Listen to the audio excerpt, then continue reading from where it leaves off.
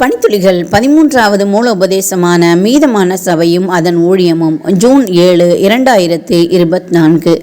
வஞ்சகத்தில் விழுதல். நீ ஆதியிலே கொண்டிருந்த அன்பை விட்டாய் என்று உன் பேரில் எனக்கு குறை உண்டு. வெளிப்படுத்தல் 2:4. பொருட்களில் ஆன்லைன் விற்பனையானது போலியான விமர்சனங்களால் செயற்கையாக கட்டுப்படுத்தப்படுகிறது.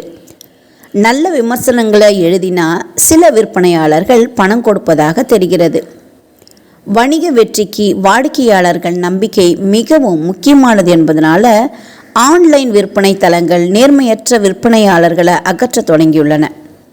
திருச்சபையானது வஞ்சகத்தால் பாதிக்கப்படும் என்பது தேவனுக்கு தெரியும். இந்த காரணத்திற்காக திருச்சபை எப்போதும் தூய்மையாக இருக்காது என்பதை தம் மக்களுக்கு தெரியப்படுத்த பல தீர்க்கதரிசிகளை பயன்படுத்தினார். தம்மை பின்பற்றுவதாக சொல்லிக்கொள்பவர்கள் செய்கிற அனைத்தையும் தாம் அங்கீகரிப்பதில்லை என்று தேவன் எச்சரிக்கிறார். தான் எழுதின நிருபம் ஒன்றில் எவ்விதத்தினாலும் ஒருவனும் உங்களை மோசம் போகாதபடிக்கு எச்சரிக்கையாயிருங்கள். ஏனெனில் விசுவாச துரோகம் முந்தி நேரிட்டு கேட்டின் மகனாகிய பாவ மனுஷன் வெளிப்பட்டாலோடைய அந்த நாள் வராது என்று 2 தெசலோனிக்கேயர் 2:3 பவுல் சொல்லுகிறார். அதாவது திருச்சபைக்குள் சீர்கேடு நுழைகிற காலம் வரையிலும் இயேசு திரும்ப வரமாட்டார். சீர்கேட்டின் விளைவாக திருச்சபையில் பிசாசின் வல்லமை எழும்போ அந்த வல்லமை ஒரு தனிநபர் என்று சொல்லப்பட்டாலும் அது வஞ்சகத்தின் மூலம் எழும்பி மற்றவர்களும் தன்னை பின்பற்றும்படி செய்யும் என பவுல் தொடர்ந்து விவரிக்கிறார். கெட்டுப்போகிறவர்களுக்குள்ளே அநீதியினால் உண்டாகும் சகலவித வஞ்சகத்தோடும் இருக்கும்.